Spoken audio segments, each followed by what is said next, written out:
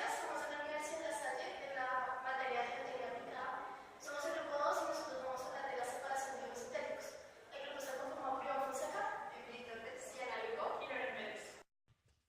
Mi nombre es Iván Fonseca y para iniciar voy a hablarles un poco de lo que hace referencia a la separación de los sintéticos. Entonces se refiere más que todo al uso de geotextiles para prevenir la mezcla entre los suelos de subrasante y los materiales seleccionados que conforman las capas granulares del pavimento. A través de la presentación vamos a explicar un poco de las especificaciones de los criterios y los procedimientos para garantizar la calidad del geotextil y asimismo lograr una supervivencia efectiva frente a los esfuerzos producidos durante la instalación y vida del servicio. En la parte de materiales tenemos el subrasante. Entonces, para que la función de separación por parte del geotextil sea efectiva, el suelo subrasante deberá presentar un valor de CBR mayor o igual al 3%.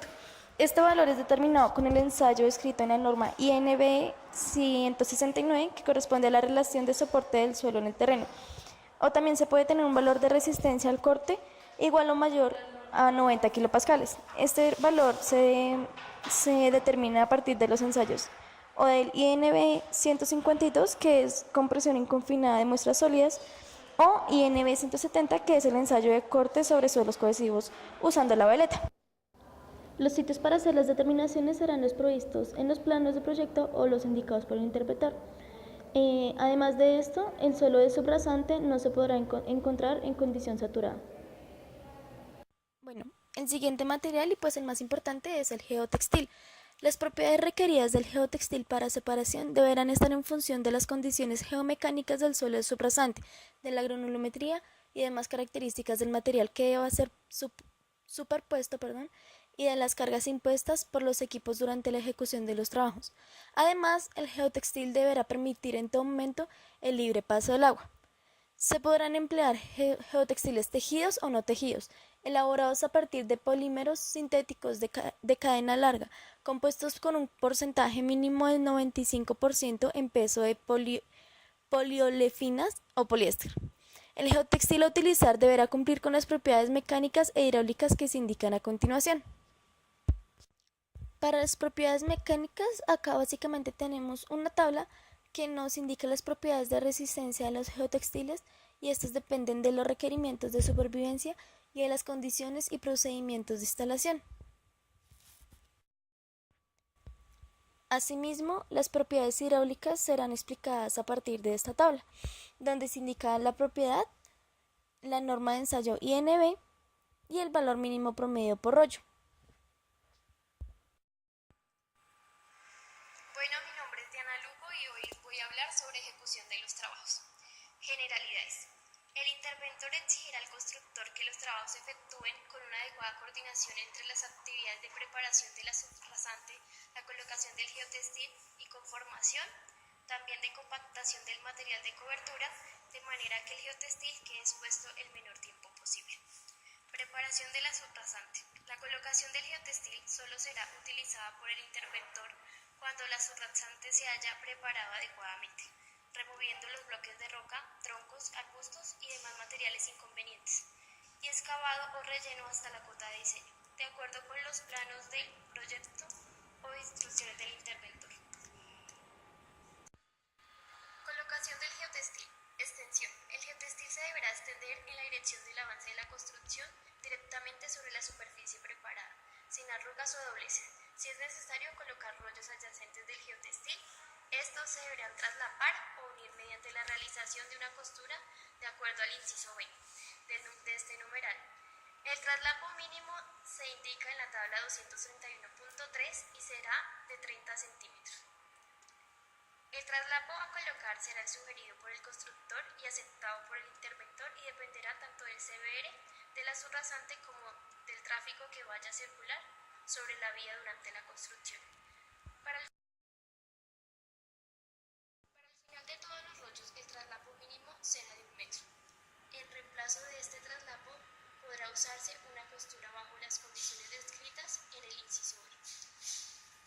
En las curvas para desarrollar su geometría, el geotextil podrá ser cortado con sus correspondientes traslapos o costuras o doblado según sea el caso. No se permitirá que el geotextil quede expuesto sin cubrir por un lapso mayor a 3 días. B. Elaboración de costuras. Para obtener una adecuada calidad en las costuras realizadas en el campo se deberán atender los siguientes aspectos. Primero, el tipo de hilos deberá ser Kevlar, aramida, polietileno, poliéster o polipropileno. No se permitirán hilos elaborados totalmente con fibras naturales ni hilos de nylon. Cuando se propongan hilos compuestos por fibras. Bueno, quien les habla es Loren Pérez y yo les voy a hablar sobre las condiciones para la ejecución de los trabajos. En este caso, el ingeniero interventor es quien deberá tener un control sobre el residuo del trabajo y del geotextil. Para ello tiene que tener unos parámetros para poder continuar con el trabajo. Uno de los parámetros es verificar el estado y funcionamiento de todo el equipo empleado por el constructor. La subrasante también debe estar preparada adecuadamente y debe cumplir con las dimensiones y cotas señaladas en el plano. En este caso, cada rollo del geotextil debe tener una información hecha por el fabricante, el número del lote, la referencia y la composición química. También debe comprobar que durante el transporte y el almacenamiento del geotextil, estos hayan poseído empaques para que los protejan de la luz ultravioleta, del agua, del polvo y pues otras condiciones que puedan afectar las propiedades hidráulicas o geomecánicas que ya fueron explicadas anteriormente. También debe supervisar la correcta aplicación del método aceptado con respecto a la preparación de la subrasante y la colocación del geotextil y la construcción de las capas del material de cobertura. También para el geotextil, el interventor deberá efectuar ensayos de control sobre este en un laboratorio independiente del fabricante. Los ensayos que le haga al geotextil deberán estar conformes con lo establecido en las normas de envías, la E908 y la de envías 909. El ingeniero interventor también debe tener en cuenta unas condiciones específicas para el recibo del material, en este caso la calidad del geotextil. Entonces, por cada lote de rollos de geotextil que el ingeniero reciba, el constructor debe entregar al interventor una certificación expedida por el fabricante donde establezca el nombre del producto, la composición química, los ensayos de calidad y que cumplan con las propiedades hidráulicas y mecánicas ya mencionadas anteriormente por mi compañera. De lo contrario, el interventor podrá abstenerse de recibir el material y puede ejecutar ensayos por parte de él para comprobar y aceptar la entrega.